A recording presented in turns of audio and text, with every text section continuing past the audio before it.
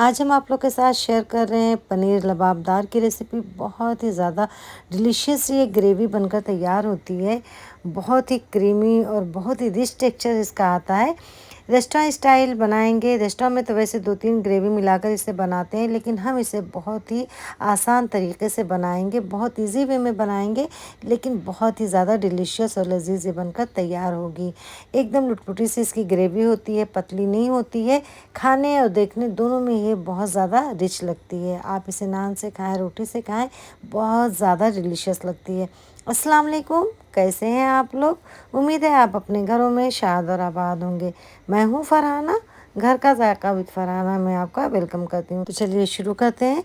इसके लिए सबसे पहले मैंने 700 ग्राम के करीब पनीर ले लिया। अब हम सबसे पहले इसके लिए मसाला तैयार करेंगे। तो हमने पैन को रख दिया है चूल्हे पे। उसमें डाल देंगे 2 टेबल स्पून के करीब ऑयल। मैंने सरसों का तेल डाला है, आपकी मर्जी जो इस्तेमाल करते हैं वो डाल सकते हैं। तेल गर्म हो जाएगा, उसमें 1 टीस्पून डाल देंगे साबुत ज़ीरा। 12 से 14 कलियां मैंने लहसुन की डाली हैं। 2 से 3 इंच का टुकड़ा अदरक का डाल दिया काट कर इस तरह से, और 3 से 4 हरी मिर्चें डाल देंगे। उसके बाद 2 मीडियम साइज़ की प्याज को मैंने स्लाइस में काट लिया था इस तरह से, इसे डाल दिया। अब आप चाहें तो प्याज थोड़ी मोटी भी काट कर डाल सकते हैं। अब इसमें डाल देते हैं 2 तेज़पत्ता और 1 दालचीनी का टुकड़ा। 5 से 6 छोटी इलायची डाल देंगे और 2 से 3 मिनट तक प्याज को फ्राई कर लेंगे। फुल फ्लेम पे ही कर लेंगे कि थोड़ी सी ये सॉफ्ट हो जाए। इसे हमें ब्राउन नहीं करना है, बस सिर्फ सॉफ्ट करना है। जब प्याज हमारी सॉफ्ट हो जाएगी तो हम इसमें शामिल कर देंगे टमाटर। तो हमने 3 मीडियम साइज़ के टमाटर डाले, बड़े हो तो 2 डालें। धनिया का डंठल डाल देंगे, लगभग 2 टेबल स्पून के करीब है। इससे खुशबू और फ्लेवर बहुत ज़बरदस्त सा आता है। अब इसमें हम डाल देते हैं 1 टीस्पून के बराबर नमक, आधा टीस्पून से थोड़ा कम हल्दी पाउडर डाल देंगे, 1 टीस्पून कश्मीरी लाल मिर्च शामिल कर देंगे। और फिर कश्मीरी लाल मिर्च जो साबुत आती है, अगर आपके पास हो तो उसे भी आप 3 से 4 ज़रूर डाल दें, कलर बहुत अच्छा आता है। तो मैंने 3 डाल दी हैं। तो 1-2 मिनट तक चलाएंगे, इसे फ्राई कर लेंगे 2 से 3 मिनट तक की। इसके बाद इसमें हम शामिल कर देते हैं काजू, जो कि हमने 15 से 20 काजू ले लिए हैं। और फिर हम डाल देंगे 2 से 3 टेबल स्पून के करीब खरबूजे के बीज। इससे ही ये ग्रेवी बहुत ज़्यादा रिच और थिक सी बनकर तैयार होती है। एकदम क्रीमी सा इसका टेक्सचर आता है और टेस्टी भी बहुत ज़्यादा बनती है। तो अगर आपके पास खरबूजे का बीज हो तो ज़रूर इसे शामिल करें। जब टमाटर थोड़े सॉफ्ट हो जाएंगे तो इसमें हम डाल देंगे पानी। पानी को हमने नीम गर्म करके डाला है, तकरीबन 1 कप के करीब। पानी डालने के बाद लिड को कवर कर देंगे और इसे कम से कम 10-12 मिनट के लिए मीडियम फ्लेम पे पका लेंगे, ताकि सारी चीज़ें कुक हो जाएं और सॉफ्ट हो जाएं। तो देखिए 12 मिनट हो गए, चेक कर लेते हैं। पानी भी देखिए खुश्क हो चुका है और सारी चीज़ें अच्छी तरह से पक गई और गल भी चुकी हैं। अब हम इसमें जो दालचीनी डाले थे उसे निकाल देंगे। इसे निकाल कर फेंक देना है हमें, और जो तेज़पत्ता हमने शामिल किया था उसे भी हम निकाल देंगे और फिर इसे रख देंगे साइड में ठंडा होने के लिए। जब तक कि ठंडा हो रहा है हम इधर पनीर को अपनी काट लेते हैं। जिस भी शेप में आपको काटना है, छोटा बड़ा स्क्वायर लंबा जैसे भी आपको पसंद हो आप उसे काट सकते हैं। मैंने थोड़ी बड़ी बड़ी पीसेस रखी हैं क्योंकि बड़ी पीसेस थोड़ी सी अच्छी लगती हैं। मैंने टोटल 750 ग्राम पनीर लिया है। 700 ग्राम को इस तरह काट लिया है और 25 ग्राम रख दिया है साइड में, जो कि आगे मैं इस्तेमाल करूँगी। तो इस तरह मैंने काट लिया। अब चूल्हे पर रख देते हैं पैन को। उसमें डाल देंगे 1 टेबल स्पून के करीब ऑयल। मैंने सरसों का ही तेल इस्तेमाल किया है। जब तेल अच्छी तरह गर्म हो जाएगा तो सारे पनीर के क्यूब हम उठाकर डाल देंगे। फुल फ्लेम पे ही हमें डालना है। कभी भी पनीर आप फ्राई करें तो बहुत देर तक ना फ्राई करें और फुल फ्लेम पे करें। अगर स्लो पे करेंगे तो पानी छोड़ देंगी और फिर हार्ड हो जाएंगी, और फुल फ्लेम पे करने से वो हार्ड नहीं होंगी, बिल्कुल सॉफ्ट बनी रहेंगी। बस हल्का सा हमें कलर देना है तो थोड़ा सा हम डाल देते हैं नमक, इस तरह से छिड़क दें। थोड़ा सा डाल देंगे 1 चुटकी हल्दी पाउडर और आधा टीस्पून के करीब हमने डाल दिया लाल मिर्च पाउडर। इससे टेस्ट भी बहुत अच्छा आता है और पनीर आपकी टूटेगी नहीं और अच्छी तरह से मसाले भी कोट हो जाएंगे, जो कि टेस्टी लगते हैं। इस तरह से आप हिलाते हुए इसे सेक लें कि हर तरफ से नमक मिर्च लग जाए बराबर से।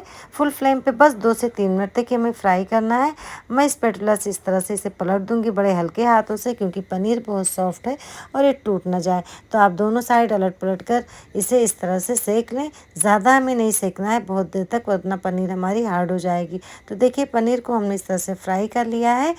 इसे अब हम निकाल लेंगे और बाकी की जो पनीर है उसे भी हम सेम इसी तरह से फिर से फ्राई कर लेंगे।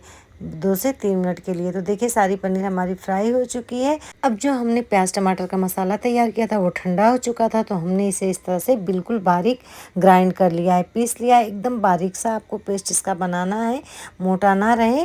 तो अब हम रख देते हैं चूल्हे पे पैन को, उसका एक तड़का बनाएंगे। तो सबसे पहले हमने डाल दिया है तेल।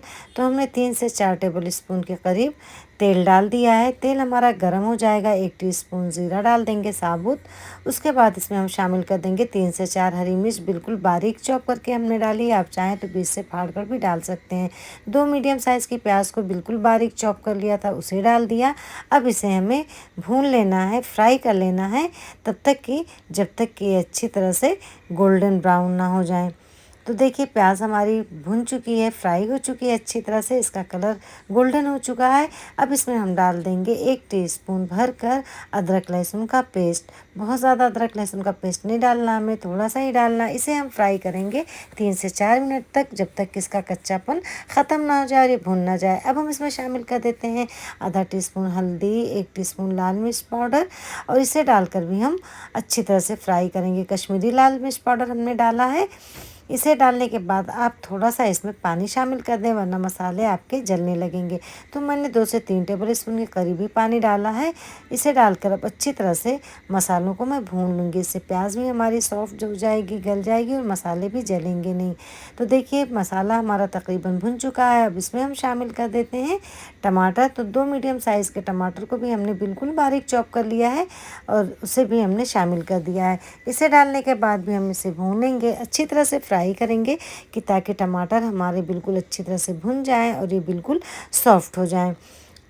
थोड़ी देर के लिए हम लिड लगा कर रख देते हैं इसे, फ्लेम को स्लो करके। इससे टमाटर बहुत जल्दी गल जाते हैं अपनी भाप में। वो देखिए बिल्कुल इस तरह से। तो टमाटर देखिए हमारे बिल्कुल अच्छी तरह से गल चुके हैं। हम एक बार हमें इसे अच्छे से मिक्स कर देना है, चला देना है, कि ताकि ये अच्छी तरह से मैश हो जाए, बिल्कुल इनका पेस्ट जैसे बनता है बन जाए। अब इसमें हम शामिल कर देते हैं जो हमने ये ग्रेवी तैयार की थी, पीस लिया था इसे। तो इसे आप छन्नी से छान कर ज़रूर डालें, कि ताकि हमारी एकदम सिल्की सी, क्रीमी सी और स्मूथ सी ग्रेवी बनकर तैयार हो। तो देखिए इस तरह से हमने छान लिया है। अब छानने के बाद जो एक्स्ट्रा थोड़ा सा मोटे पार्ट रह जाते हैं उन्हें आप ना डालें, अच्छी तरह से छान लें।